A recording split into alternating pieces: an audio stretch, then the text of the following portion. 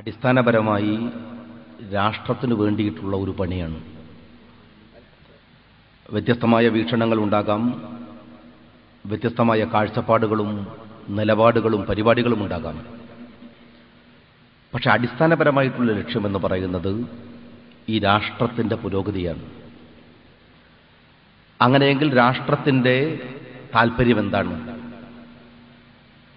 ആ താല്പര്യത്തിന് അനുസൃതമാവണ്ണം നിൽക്കേണ്ടുന്ന രാഷ്ട്രീയ കക്ഷികൾ ആരായാലും അവിടെ നിന്ന് വ്യതിചലിച്ചു പോവുകയും നാടും നാടിൻ്റെ താല്പര്യങ്ങളും അപകടപ്പെട്ടു പോകുകയും ചെയ്യുന്ന ഗുരുതരമായ പ്രതിസന്ധി നാട്ടിലുണ്ടാക്കുകയാണ് സമീപകാലത്ത് കേരളത്തിൽ കണ്ടുവന്നിട്ടുള്ള രാഷ്ട്രീയ പ്രവർത്തനങ്ങളുടെ രാഷ്ട്രീയത്തിൻ്റെ രീതി എന്നതാണ് ഒരുപക്ഷെ ഇങ്ങനെ ഒരു ചർച്ച ചെയ്യേണ്ടി വരുന്നതിലേക്ക് കേരളം എത്തിയിട്ടുള്ളത്. ഒരുപാട് കാര്യങ്ങളുണ്ട്. ഇപ്പോൾ ടെലിവിഷനിൽ ഞാൻ ഇന്നലെ ഒരു യാത്ര കഴിഞ്ഞ് വരികയാണ്. നാട്ടിലെ കാര്യങ്ങൾ അറിയാൻ വേണ്ടി ദൂരെ നിന്ന് ചാനലുകൾ തുറക്കുമ്പോൾ അതിൽ കാണുന്നത് മുഴുവൻ നാട്ടിൽ നടക്കുന്ന കൊലപാതകങ്ങളല്ല, ആ കൊലപാതകങ്ങൾക്ക് നേതൃത്വം കൊടുക്കുന്ന രാഷ്ട്രീയ പാർട്ടിയെക്കുറിച്ച്, നേതാക്കളെക്കുറിച്ചുള്ള പരാമർശങ്ങളാണ്. ഏതു തരത്തിലേക്കാണ് നമ്മളുടെ നാട് നമ്മൾ മുന്നോട്ട് കൊണ്ടുപോകേണ്ടത്? ഏറ്റവും രക്തപങ്കിലമായിട്ടുള്ള ഒരു ചരിത്രം ഇന്ത്യക്കുണ്ട്. അത് അതിൻ്റെ രാഷ്ട്രപിതാവിൽ നിന്നുണ്ടായതാണ്. 1947 ഇന്ത്യ സ്വാതന്ത്ര്യത്തിൻ്റെ ആഘോഷത്തിമർപ്പുകളിൽ ഓഗസ്റ്റ് 15 രാത്രിയിൽ ഇങ്ങനെ തിമർത്ത് കളിക്കുമ്പോൾ ഡൽഹിയിൽ ഒരാളുടെ അസാന്നിധ്യം വളരെ ശ്രദ്ധേയമായിരുന്നു. ഗാന്ധിജിയുടെ അസാന്നിധ്യമായിരുന്നു അത്. നബഖാലിയിൽ നഗ്നപാതനായി മനുഷ്യരെ കൊല്ലുന്നവരുടെ മുമ്പിൽ അരുതെന്ന് അഭ്യർത്ഥിച്ചുകൊണ്ട് പറഞ്ഞുകൊണ്ട് നടന്നിരുന്ന ഗാന്ധിജി. ഇന്ത്യയുടെ ജനാധിപത്യം തുടങ്ങുന്നത് അത് പറഞ്ഞ ഗാന്ധിജിയുടെ വിരിമാറിലേക്ക് വെടിയുണ്ട പായിച്ചുകൊണ്ടാണ്. RSS ഇന്ത്യയിലെ ഫാഷിസ്റ്റ് സംഘടനയായി മാറുന്നത് പ്രായോഗികമായി അവരങ്ങനെ മാറി തുടങ്ങിയത് അന്നാണ്. ആ ചോര വീഴ്ത്തലുകൾ അവസാനിക്കണം എന്നതാണ് ഗാന്ധിജിയുടെ സ്വപ്നമായിരുന്നത്. ആ ചോരച്ചാലുകളല്ല ഇന്ത്യക്ക് വേണ്ടത് എന്നതാണ് ഇന്ത്യയിലെ രാഷ്ട്രത്തിനു വേണ്ടി പണിയെടുത്ത മുഴുവരുടെയും സ്വപ്നം എന്ന് പറയുന്നത്. എന്നാൽ പോകുന്നത് എങ്ങോട്ടാണ്, എവിടേക്കാണ്? നിങ്ങൾ ആലോചിച്ചു നോക്ക്. എത്ര ഭീകരമായി 65 വർഷം കഴിഞ്ഞിട്ടും മലയാളികൾ ജനാധിപത്യം പഠിച്ചിട്ടില്ല എന്ന് വന്നാൽ, 65 വർഷം കൊണ്ട് ഈ രാജ്യത്തിലെ ജനാധിപത്യം എന്തെന്ന് പഠിക്കാൻ ഇവിടുത്തെ ഒരു പ്രമുഖ രാഷ്ട്രീയ പാർട്ടിക്ക് കഴിഞ്ഞിട്ടില്ല എന്ന് വന്നാൽ, ജനാധിപത്യത്തിന് ഏറ്റവും അൺഫിറ്റായിട്ടുള്ള, ഒരു തരത്തിലും ജനാധിപത്യത്തിന് യോജിക്കില്ല തങ്ങൾ എന്ന് തെളിയിക്കുകയാണ് CPM എന്ന രാഷ്ട്രീയ പാർട്ടി കഴിഞ്ഞ ദിവസങ്ങളിൽ കാണിച്ചിട്ടുള്ളത്. ചന്ദ്രശേഖരന്റെ വധം വന്നപ്പോ എല്ലാവരും, ഞങ്ങളടക്കം പറഞ്ഞ ഒരു കാര്യമുണ്ട്. യഥാർത്ഥത്തിൽ കേരളത്തിലെ പോലീസ്, കേരളത്തിലെ അന്വേഷണ സംഘം, ഇന്ത്യയിലെ അന്വേഷണ സംഘങ്ങൾ, പോലീസുകാർ യഥാർത്ഥത്തിൽ ഇവിടുത്തെ പ്രതികളെ പിടിക്കുന്നില്ല. ഇത് കുറെ കാലമായി തുടരുകയാണ്. ചന്ദ്രശേഖരന്റെ വധം വരും, ഓരോ വധങ്ങൾ വരുമ്പോൾ അതിന്റെ പ്രാധാന്യത്തിനനുസരിച്ച് മീഡിയകളും രാജ്യത്തിന്റെ ശ്രദ്ധയും അങ്ങനെ അങ്ങ് പോകും. എന്നാൽ ഇതൊക്കെ കഴിഞ്ഞ് പിന്നെയും ഒരുപാട് നാളുകളുണ്ട് നമ്മുടെ നിയമവ്യവസ്ഥക്ക്. നാട്ടിലെ കൊലയാളികളുടെ പ്രതീക്ഷ അതാണ്, നാട്ടിലെ അക്രമകാരികളുടെ പ്രതീക്ഷ അതാണ്. എന്താണത്? മീഡിയകൾക്ക് പുതിയ വാർത്ത വന്നാൽ അവരൊരു പക്ഷെ അങ്ങോട്ടേ പോയേക്കാം. രാഷ്ട്രീയ പാർട്ടികൾക്ക് പുതിയ വർത്തമാനങ്ങൾ കിട്ടിയാൽ അവരും അങ്ങ് പോയേക്കാം. ഇവിടുത്തെ നിയമപ്രക്രിയകൾക്ക് ഒരുപാട് താമസമുണ്ട്. എത്ര കൊലപാതകങ്ങൾ എന്തായിരുന്നു നിങ്ങൾ ആലോചിച്ചു നോക്കുക. എത്രമേൽ ഭീകരമായ കൊലപാതകങ്ങൾ, എത്ര പേരുണ്ട് തടവുകാർ, ശിക്ഷിക്കപ്പെടുന്നവർ എത്ര പേരുണ്ട്? ആരെയാണ് യഥാർത്ഥത്തിൽ ശിക്ഷിക്കുന്നത്? ആരെയാണ് യഥാർത്ഥത്തിൽ ശിക്ഷിക്കേണ്ടത്? ഇപ്പോ ചന്ദ്രശേഖരന്റെ വധം വന്നപ്പോ എന്താ ഉണ്ടായത്? കൊത്താൻ ഉപയോഗിച്ച ആയുധം പിടിച്ചു, കത്തി പിടിച്ചു, വെട്ടിയ വാള് പിടിച്ചു, ആയുധങ്ങൾ, ഉപകരണങ്ങൾ പിടിച്ചു എന്നാണ്. രണ്ടാമത് പിടിക്കുന്നവരെ കുറിച്ച് പറയുന്നത് പ്രതിയെ പിടിച്ചു എന്നാണ്. അല്ല, അവിടെയല്ല പ്രതികളുള്ളത്. വെട്ടാൻ ഉപയോഗിച്ച വാള് പോലെ തന്നെ വെറും ഉപകരണം മാത്രമാണ് വെട്ടുന്ന ഇന്നത്തെ കൊലയാളികളും. എന്നാൽ കൊന്നവൻ എന്ന് പറയുന്നത് പാർട്ടി ആഫീസിൽ വെച്ചോ മറ്റെവിടെയെങ്കിലോ വെച്ചോ ഈ രണ്ടായുധങ്ങളും പറഞ്ഞുവിടുന്ന യഥാർത്ഥ കൊലയാളിയാണ്. അവർ പക്ഷേ താമസിക്കുന്നത് പലപ്പോഴും നിയമസഭക്കകത്താണ്. അവർ പലപ്പോഴും താമസിക്കുന്നത് രാജ്യത്തിലെ നിയമത്തിന്റെയും വ്യവസ്ഥയുടെയും മുകളിലാണ്. അത്തരത്തിലുള്ള രാഷ്ട്രീയ നേതാക്കന്മാരെയും നിയമസഭക്കകത്തായാലും പുറത്തായാലുമുള്ള കൊലയാളികളെയും കൊണ്ടുവരാതെ, പിടിക്കാതെ രാജ്യത്തിലെ ഏതു കൊലയാണ് അവസാനിക്കുക? ഒരുപക്ഷെ ചന്ദ്രശേഖരന് ശേഷം സമീപകാലത്ത് കൊലപാതകം നടന്നില്ല എന്ന് വരാം. യഥാർത്ഥത്തിൽ ഇവിടെ പിടിക്കപ്പെട്ടു എന്ന് പോലീസ് ഇപ്പോഴും പറയുന്നത് പ്രതികളെയല്ല, ടൂളിനെയാണ്, ഉപകരണങ്ങളെയാണ്. പിടിക്കേണ്ടത് യഥാർത്ഥ പ്രതികൾ ആരാണോ ഈ കൊലപാതകം ആസൂത്രണം ചെയ്തവർ തന്നെയാണ്. പകൽ പോലെ വ്യക്തമാണ് ആരാണെന്ന്. അതിന് തുടർന്നിട്ടുള്ള ഓരോ പത്രസമ്മേളനങ്ങൾ മാത്രം വിലയിരുത്തിയാൽ, ഓരോ സ്റ്റേറ്റ്മെന്റുകൾ മാത്രം വിലയിരുത്തിയാൽ അവസാനം മണി എന്ന് പറയുന്ന ഇടുക്കിയിലെ, നേരത്തെ ബഹുമാന്യനായ തങ്ങൾ പറഞ്ഞുള്ള മണ്ടശിരോമണി എന്നല്ല, മാത്രമല്ല ഗുണ്ടശിരോമണിയായിട്ടുള്ള ഇവരെ പോലെയുള്ള ഫ്രോഡുകളെ, അവരെയാണ് രാഷ്ട്രീയത്തിൽ പൊതുസമൂഹത്തിന് മുമ്പിലേക്ക് കൊണ്ടുവരേണ്ടത്. ഇത്തരം മണ്ടശിരോമണികൾ ഒരുപക്ഷെ നേരത്തെ ഞാൻ സുരേന്ദ്രനോട് പറയായിരുന്നു, സുരേന്ദ്രന്റെ ഭാര്യ പറഞ്ഞു, ഞാൻ പറഞ്ഞു ഞാൻ വിശ്വാസിയാണ്, അതുകൊണ്ട് ഞാൻ വിചാരിക്കുകയാണ് ഒരുപക്ഷെ മണിയുടെ അകത്തിരുന്ന് അള്ളാഹു പറയിപ്പിച്ചതാണ്. അപ്പൊ ബഹുമാന്യനായ സുരേന്ദ്രന്റെ ഭാര്യയും പറഞ്ഞത്ര ഇന്നലെ ചന്ദ്രശേഖരന്റെ ആത്മാവ് പറയിപ്പിക്കുകയാണ് മണിയെ കൊണ്ട് എന്നാണ്. ഇങ്ങനെ പല മണിമൊഴികളും വരാനുണ്ട്, രാജ്യത്ത് വരാനുണ്ട്. ഞാൻ പറയുന്നത് പിടിക്കേണ്ടതാരെയാണ്. ഇപ്പോ കണ്ണൂരിൽ എനിക്ക് കണ്ണൂരിലെ ഒരു MLA എന്നുള്ള നിലയ്ക്ക് എനിക്കിപ്പോഴും അറിയാം. ഇവിടെ ഞങ്ങൾ വളരെ താല്പര്യത്തോടു കൂടി ഗവൺമെന്റിനോട് പറയുന്നത്, ഞങ്ങൾക്ക് പൊതുപ്രവർത്തനം നടത്തണമെങ്കിൽ, ജീവിക്കണമെങ്കിൽ എത്ര കാലമാണ് പോലീസ് ആളുകളുടെ ജീവന് കാവലിരിക്കുക? എത്ര കാലം? ചന്ദ്രശേഖരനെ പോലെ ജീവനും മറ്റൊന്നിനും ഭയമില്ലാത്ത ധീരന്മാർ എത്ര പേരുണ്ടാവും രാജ്യത്ത്? എത്ര പേർക്ക് കഴിയും ഇവിടുത്തെ പോലീസ് ഉദ്യോഗസ്ഥന്മാരെ ഭീഷണിപ്പെടുത്തുക? ഇന്നലെയാണ് കോഴിക്കോടങ്ങാടിയിൽ എളമരം കരീമിന്റെ പ്രസംഗം ഉണ്ടായത്. എന്താണ്? DYSP സന്തോഷ് കുമാര, നിന്റെ മക്കൾ കോളേജിൽ പഠിക്കുന്നില്ലേ? കുറെ ആളുകൾ ഇറങ്ങി പുറപ്പെടുക. ഇവരാരാണ്? സഖാവ് പിണറായി വിജയനെ പോലുള്ള ആളുകൾ. നിങ്ങൾ ആലോചിച്ച് നോക്കുക, ഇവരെല്ലാവരെയും ഭീഷണിപ്പെടുത്തുക. കണ്ണൂർ ജില്ലയിൽ എനിക്കറിയാം കൊലയാളികൾ ഇപ്പോഴും കണ്ണൂരിന്റെ ഗ്രാമാന്തരങ്ങളിൽ ജീവിക്കുന്നു. എത്രയോ ആന്റണിയുടെ പോലീസ് ഒരു കാലത്ത് കണ്ണൂരിൽ നിന്ന് നിറങ്ങി വേട്ടയാടിയപ്പോഴാണ് പാനൂർ അടക്കമുള്ള പ്രദേശം ഇത്തിരി ശാന്തമായത്. എന്തായിരുന്നു സംഭവം എന്നറിയാം? കാക്കശാജി എന്നൊക്കെ പറയുന്ന കൊലയാളികൾ മരത്തിന്റെ മുകളിൽ കാക്ക കിടക്കുന്ന പോലെയാണ് കാക്ക ഇരിക്കുന്ന പോലെ ഇരിക്കുക. മരത്തിന്റെ മുകളിലേ ഇയാൾ താമസിക്കൂ. അങ്ങനെയാണ് ഇയാൾക്ക് പേര് തന്നെ അങ്ങനെ വന്നത്, കാക്ക എന്ന പേര് വന്നത്. കൊമ്പിൽ ഇങ്ങനെ കാല് പണച്ചിട്ട് തല കീഴ്പോട്ടാക്കി വവ്വാലി കിടക്കുന്ന പോലെ കിടന്നിട്ടാണ് ഇയാൾ സുഖമായിട്ട് ഉറങ്ങുക. ഒരു മനുഷ്യനാണ് ഇത്? മനുഷ്യനാണോ? മനുഷ്യനെന്ന് പറയുന്നത് ജന്തുസഹജമായ രൂപഭാവങ്ങൾ ഉണ്ടായാൽ മാത്രം പോരല്ലോ, അതിന്റെ കോലുണ്ടായാൽ പോരല്ലോ. ിലേക്ക് ജന്തു കുടുംബങ്ങൾ സംരക്ഷിക്കാൻ വേണ്ടി മാത്രമാണ്. എന്നാൽ യഥാർത്ഥ കൊലയാളികൾ എപ്പോഴും പുറത്താണ്, ആസൂത്രകർ എപ്പോഴും പുറത്താണ്. ഇതെത്ര കാലമായി കണ്ണൂരിൽ തുടരുന്നു? എത്ര ഭരണകൂടങ്ങൾ മാറി മാറി വന്നു? പൊതുപ്രവർത്തനം അസാധ്യമാകുന്ന വണ്ണം, പൊതുപ്രവർത്തനം ഒരു നിർഭയം നടത്താൻ കഴിയാത്ത വണ്ണം, രാഷ്ട്രീയ പ്രവർത്തകന്മാർക്ക് സത്യം വിളിച്ചു പറയാനുള്ള ആർജവമില്ലാത്ത വണ്ണം എല്ലാവരെയും ഭീഷണിപ്പെടുത്തി നിർത്തുക, ഭയപ്പെടുത്തുക, അധികാരം കയ്യിൽ വരുമെന്ന രൂപത്തിൽ അവരെ പേടിപ്പിക്കുക. ഇത് തന്നെയാണ് രാജ്യത്ത്, പ്രത്യേകിച്ച് കണ്ണൂർ ജില്ലയുടെ തലച്ചോറായി കേരളം മുഴുക്കെ നടന്നുകൊണ്ടിരിക്കുന്ന അതിക്രമങ്ങളിൽ സംഭവിച്ചുകൊണ്ടിരിക്കുന്നത്. ഇത് മാറ്റപ്പെടേണ്ടതുണ്ട്, കഴിയേണ്ടതുണ്ട്. എന്നിട്ടോ കൊന്നുകഴിഞ്ഞാൽ, പഴയ ഹിന്ദി സിനിമയിലെ KN സിംഗിനെ പോലെ കുറെ നേതാക്കന്മാരുണ്ട് CPM-ന്. കൊന്നുകഴിഞ്ഞാൽ ചിരിച്ചുകൊണ്ട് വന്നിട്ട് ഈ കൊലയുടെ ചോരയും കത്തിയും തന്റെ കൈവെള്ളയിൽ വെച്ചുകൊണ്ട് മനോഹരമായി ചിരിച്ചുകൊണ്ട് സംസാരിക്കുക. എളമരം കരീമിന്റെ ബോഡി ലാംഗ്വേജ് നിങ്ങളൊന്ന് പരിശോധിച്ചു നോക്ക്. അതല്ലെങ്കിൽ പിണറായി വിജയന്റെ ബോഡി ലാംഗ്വേജ്, ജയരാജന്മാരുടെ ബോഡി ലാംഗ്വേജ് നിങ്ങളൊന്ന് പരിശോധിച്ചു നോക്ക്. എന്തൊരു ചിരിയാണ്! എളമരം കരീമൊക്കെ ഈ കൊലക്ക് തൊട്ടുപിറ്റേ ദിവസം പത്രസമ്മേളനം നടത്തിയത് വ്യവസായ മന്ത്രിയായിരിക്കുമ്പോൾ കേരളത്തിന് വല്ല പ്രൊജക്ടും കൊണ്ടുവരുമ്പോൾ കാണുന്ന സന്ദേശം പോലെയാണ്. അദ്ദേഹത്തിന്റെ മുഖത്ത് ഒരു ഡിപ്ലോമാറ്റിക് മുതലാളി, ഒരു ബൂർഷ്വയായി അദ്ദേഹത്തിന്റെ ബോഡി ലാംഗ്വേജ്. പിണറായിയോ എല്ലാവരെയും ഭീഷണിപ്പെടുത്തുക. ഈ അടുത്ത നമുക്കറിയാം, പറഞ്ഞ ഓരോ വാചകങ്ങൾ ആവർത്തിക്കേണ്ടി വരികയാണ്. എന്താണ്? ഒരു നികൃഷ്ടജീവി എന്ന് വിളിച്ചു പിണറായി വിജയൻ, ഒരു പള്ളിയിലച്ഛനെ നികൃഷ്ടജീവി, ഒരു ബിഷപ്പിനെ. അത് കഴിഞ്ഞപ്പോ കോഴിക്കോടാണ് ഒരു മുതിർന്ന പത്രപ്രവർത്തകരെ വിളിച്ചിട്ട് പറഞ്ഞു, എടോ ഗോപാലകൃഷ്ണ, കത്തി കണ്ടിട്ടുണ്ടോ? കത്തിയെക്കുറിച്ച് അറിയോ? പേടിപ്പിക്കുകയാണ് ആര്? പിണറായി വിജയൻ. പിന്നെയോ തിരുവഞ്ചൂർ രാധാകൃഷ്ണൻ, എടോ രാധാകൃഷ്ണ, DYSP-യെ എടോ സന്തോഷ് കുമാര. ഇയാൾ ആര്? ഈ പിണറായി വിജയൻ ആര്? ഇയാൾ CPM-ന്റെ സെക്രട്ടറിയാണ്. അയാൾ ഒരു പഞ്ചായത്ത് മെമ്പർ പോലുമല്ല വർത്തമാന കേരളത്തിൽ. ഞാൻ അയാളെക്കാൾ ഡെസിഗ്നേറ്റഡ് ആണ്, ഞാൻ ഒരു MLA ആണ്. ഇയാൾ ആരാണ്? ഇയാൾ വലിയ തമ്പുരാനാണെങ്കിൽ CPM-ന്റെ സെക്രട്ടറിയാണ്. അത് CPM-കാരോട് കാണിച്ചാൽ മതി, നാട്ടുകാരുടെ പെരടിക്കുകാരിട്ടല്ല പിണറായി ഗുണ്ടായിസം കാണിക്കേണ്ടത്. ഇയാൾ ആരാണ്? എല്ലാവരെയും വെല്ലുവിളിക്കാൻ കേരളം എന്ന് പറയുന്ന സാമ്രാജ്യത്തിലെ സുൽത്താനാണോ സഖാവ് പിണറായി വിജയൻ? ഇയാളുടെ ബോഡി ലാംഗ്വേജ്, ഇയാളുടെ രീതി. ഒരു കാര്യം പലപ്പോഴും സുരേന്ദ്രൻ പറഞ്ഞിട്ടുണ്ട്, മുസോളിനിയെ ഓർമ്മയുണ്ടോ പിണറായിക്ക്? വലിയ ധിക്കാരിയായിരുന്നു ലോകത്ത്. ആ മുസോളിനി അവസാനം സ്വന്തം കാമുകിയുടെ കൂടെ ആത്മഹത്യ ചെയ്യേണ്ടി വന്നു, ജീവിക്കാൻ വയ്യാഞ്ഞിട്ട്. പിണറായി വിജയൻ നിരത്തിലിറങ്ങാൻ കഴിയാത്ത കാലത്തിലേക്ക് വരും അദ്ദേഹം ചെയ്ത പ്രവർത്തികൾ ജനങ്ങൾ അറിഞ്ഞാൽ. എന്നിട്ട് ഇന്നലെ നമ്മളുടെ എളമരം കരീമിന്റെ സ്റ്റേറ്റ്മെന്റ് ഇന്ന് പത്രത്തിൽ വായിച്ചപ്പോൾ ഞാൻ ചിരിച്ചുപോയി. അയാൾ പറയാണ്, അന്തേരി സുരയുടെ മകളുടെ രണ്ടാമത്തെ പോലുള്ള കല്യാണത്തിന് ഞങ്ങൾ പോകും. എന്നിട്ട് പറയാണ്, അന്തേരി സുര അറസ്റ്റ് ചെയ്യപ്പെട്ടത് ഒരു പൊളിറ്റിക്കൽ കേസിലാണ്. എന്താണ് ഈ എളമരം കരീം പറയണത്? അന്തേരി സുര എന്തിനാണ് ജയിലിൽ പോയതെന്ന് അറിയോ? മൊയ്തു ഹാജി എന്ന് പറയുന്ന ഒരു വൃദ്ധൻ, 80 വയസ്സുകാരൻ, അദ്ദേഹത്തിന്റെ മകനുണ്ടായിരുന്ന ഒരു യൂത്ത് ലീഗ് അനുഭാവിയായിട്ടുള്ള യൂസഫ്.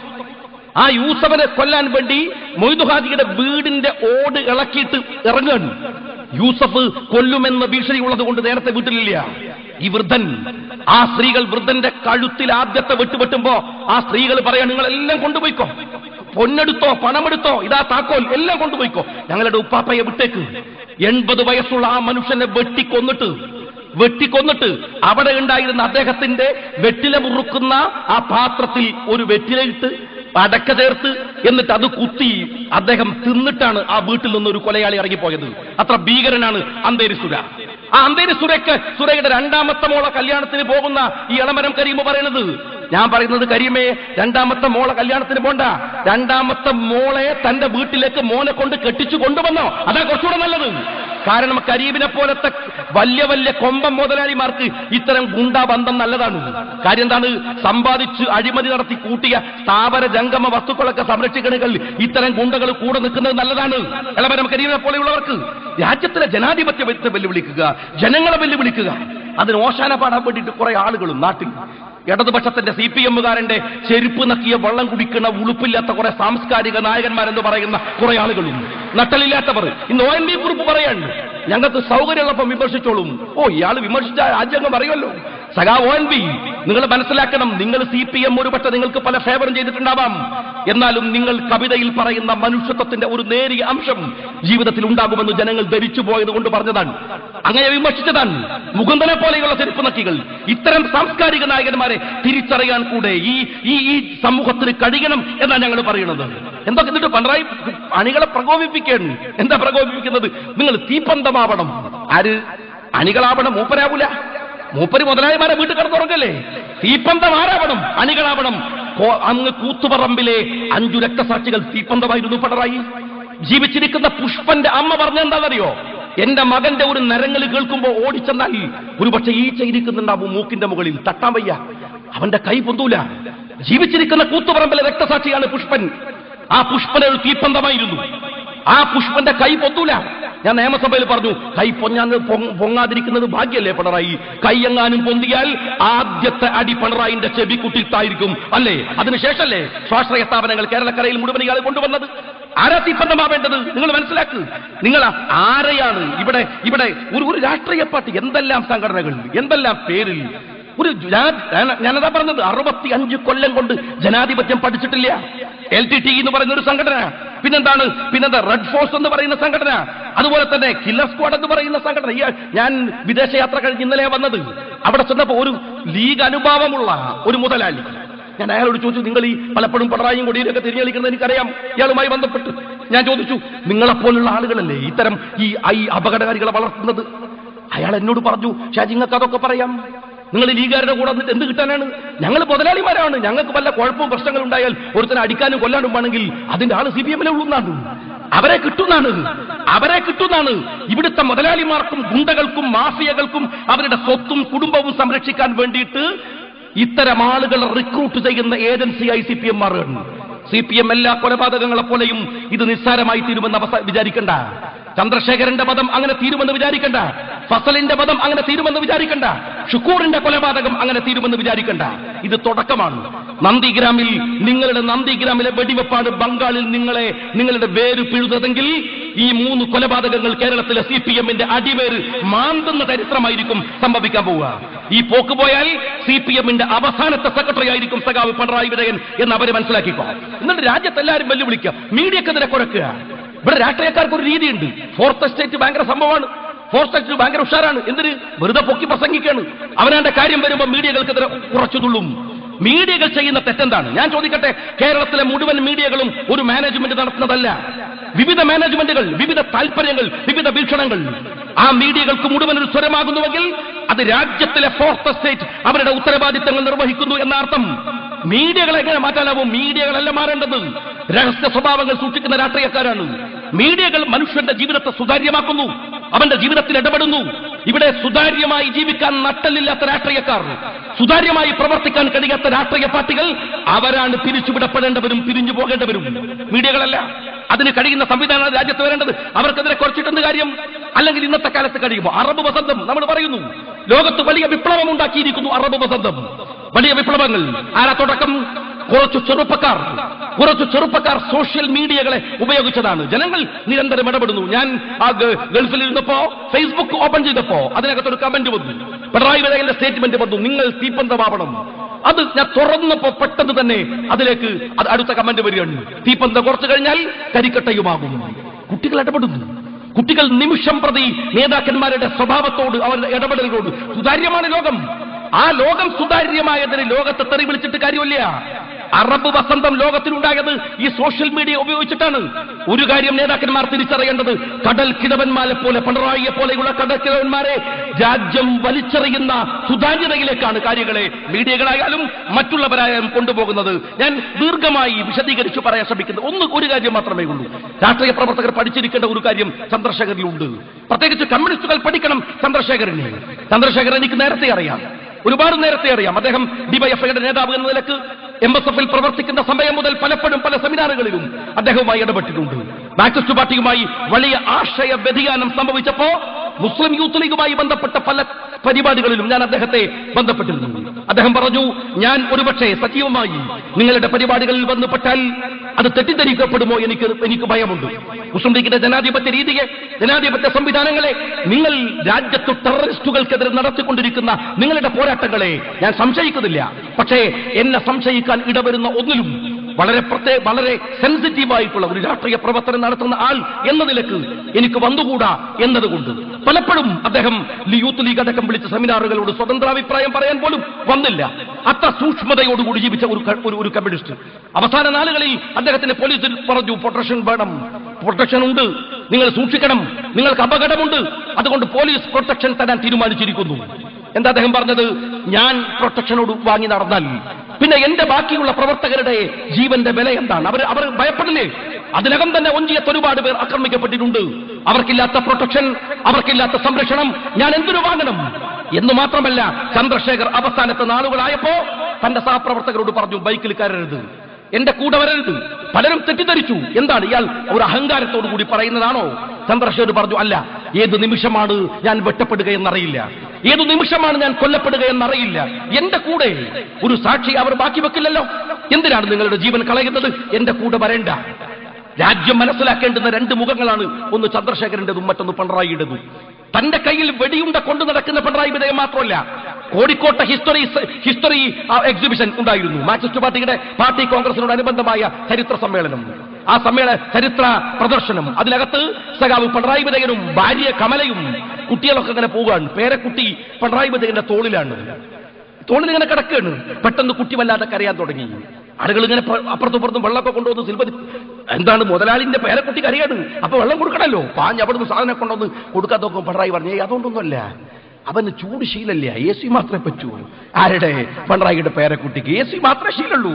മാർക്സിസ്റ്റ് പാർട്ടിയുടെ MLA-മാര് അവിടെ ചന്ദ്രശേഖരന്റെ വീട്ടിലേക്ക് ചെല്ലുമ്പോ ചന്ദ്രശേഖരന്റെ ഭാര്യയും മക്കളും പറഞ്ഞു, പടി കടക്കരുത്. അവരെല്ലാ സഖാക്കളുടെ വീട്ടിൽ പോയി ആക്രമിച്ചു എന്ന് പറഞ്ഞിട്ട്. അപ്പൊ ഒരു സഖാബിന്റെ രോദനം കൈരളി കാണിക്കുന്നുണ്ട്. പൊട്ടിക്കരയാണ് സഖാബ്. എന്നിട്ട് പറയാണ്, എന്റെ വീട് തകർത്തു കളഞ്ഞു, എന്റെ രണ്ടാമത്തെ നിലയിലെ AC പറ്റ നശിപ്പിച്ചളഞ്ഞു. സഖാവാണ്, വമ്പിച്ച സഖാവാണ്. രണ്ടാമത്തെ നിലയിലെ AC പോയതാണ് അയാളുടെ സങ്കടം. ഇവിടെയാണ് മാർക്സിസ്റ്റ് പാർട്ടിക്കാരൻ നിൽക്കുന്നത്. വർത്തമാന കേരളത്തിൽ വാങ്ങിക്കൂട്ടിയ ഒരുപാട് സ്വത്തുക്കളുണ്ട്, കണക്ക് പറയണം. ഇവിടെ ഒരു കേസ് എന്ന നിലക്ക് ചന്ദ്രശേഖരന്റെ കേസെടുത്ത് അവസാനിപ്പിക്കാൻ പാടില്ല ഗവൺമെന്റ്. ഷുക്കൂർ വധം മുതൽ, അതല്ലെങ്കിൽ ഫസൽ വധം മുതൽ, കേരളത്തിലെ മണിയുടെ സ്റ്റേറ്റ്മെന്റിന്റെ പശ്ചാത്തലത്തിൽ കേരളത്തിലെ മുഴുവൻ കേസുകളും, അതിലേത് രാഷ്ട്രീയ പാർട്ടി കക്ഷിയായാലും, കേരളത്തിലെ മുഴുവൻ കൊലപാതകങ്ങളും രാഷ്ട്രീയ കൊലപാതകങ്ങളെ കുറിച്ചും കേന്ദ്ര ഗവൺമെന്റ് അടിയന്തരമായി ഇടപെട്ട് അന്വേഷണം നടത്തുകയാണ് ഏറ്റവും അനിവാര്യമായിട്ടുള്ള കാര്യം. അത് മാത്രം അത് ചെയ്യണം. അതൊരു കേസ് മാത്രമല്ല, ഇതിന്റെ പിറകിൽ പ്രവർത്തിക്കുന്നവരെ കൊണ്ടുവരണം. 65 കൊല്ലം കൊണ്ട് ജനാധിപത്യം പഠിക്കാത്ത കേരളത്തിലെ രാഷ്ട്രീയക്കാരെ ജനാധിപത്യം പഠിപ്പിക്കാൻ കേന്ദ്ര ഗവൺമെന്റ് ഇടപെടുക തന്നെ ചെയ്യണം എന്നാണ് ഞങ്ങൾ പറയുന്നത്. അത് മാത്രമേ നിവൃത്തിയുള്ളൂ. അല്ലാതെ ഇവിടെ വെച്ച് എന്താ കാര്യം എന്നറിയുമോ? ഇവിടെ ഷുക്കൂറിന്റെ വധവുമായി ബന്ധപ്പെട്ട് CBIയുടെ ആവശ്യം ഉന്നയിച്ചു. ഇവിടെ യൂത്ത് ലീഗ്, MSF, മുസ്ലിം ലീഗ് ഒക്കെ പറഞ്ഞു. പലരും ചോദിച്ചു, നിങ്ങൾ ഭരണത്തിലല്ലേ? എനിക്കറിയാം, കണ്ണൂർ ജില്ലയിൽ ഷുക്കൂറിന്റെ കേസ് കൈകാര്യം ചെയ്യാൻ പാർട്ടി ചുമതലപ്പെടുത്തിയ ഒരു വ്യക്തി എന്നുള്ള നിലക്ക് എനിക്കറിയാം. പോലീസ് തെറ്റായ കാര്യങ്ങൾ ചെയ്യുന്നു എന്ന് ഞങ്ങൾ വിശ്വസിക്കുന്നില്ല. കേസ് മുന്നോട്ട് പോകും. കേസ് കുറെ കഴിയുമ്പോൾ ഞാൻ പറഞ്ഞല്ലോ, മീഡിയ ശ്രദ്ധ പോകാം, രാഷ്ട്രീയ ശ്രദ്ധ പോകാം. അവസാനം കേസിന്റെ അവസാന ഘട്ടമെത്തുമ്പോ പോലീസ് ഉദ്യോഗസ്ഥന്മാർ, സാക്ഷികൾ, അവിടുത്തെ ആളുകൾ സാക്ഷികൾ അവരെ ഭീഷണിപ്പെടുത്തും. CPM ഭീഷണിപ്പെടുത്തും, കൃത്യമായി ഭീഷണിപ്പെടുത്തും. മകനെ കിട്ടിയില്ലെങ്കിൽ വാപ്പയെ കിട്ടിയില്ലെങ്കിൽ ഉമ്മയെ, അല്ലെങ്കിൽ ബന്ധുക്കളെ, ആരെയും വെച്ചേക്കില്ലെന്ന് പറയും. അവസാനം സാക്ഷികൾ കോടതിയുടെ മുമ്പിൽ പോയി അവന്റെ ജീവൻ രക്ഷിക്കാനോ അവന്റെ കുടുംബത്തെ രക്ഷിക്കാനോ അവൻ മൊഴിമാറ്റി പറയും. ഒരു കുഴപ്പവുമില്ലാതെ പ്രതികൾ പുറത്തു വരും. ഇത് കണ്ണൂർ ജില്ലയിൽ നിരന്തരമായി നടക്കുന്ന കലാപങ്ങളുടെ ക്ലൈമാക്സ് ഇങ്ങനെയാണ്. ഒരു വിഷയമുണ്ടായിക്കഴിഞ്ഞാൽ അതിനുള്ള എല്ലാ സ്കോഡുകളും.